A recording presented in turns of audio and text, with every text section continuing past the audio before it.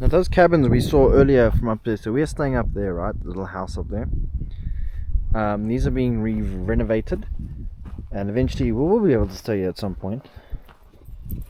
But this is the much bigger than what we saw, right? It's actually a river, not a pond. Wow, I didn't even see it from up there. Picnic site down there, which I will not be going down to because my camera battery is almost flat. And I just wanted to show you guys, these are actually very nice. Would love to be able to stay in one of these sometime. I mean, these are very more modern. They got like sliding doors and whatnot. They're very nice.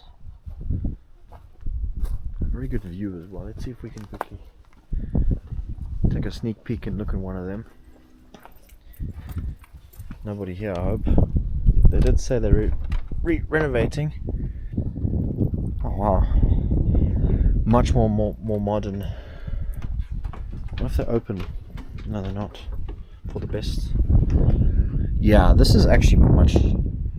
That's a bit more modern. I like ours. Ours has got some character. The view here is nice. Better to be by the water. I love water, guys. Very nice. Very nice. Alright, came to take a look.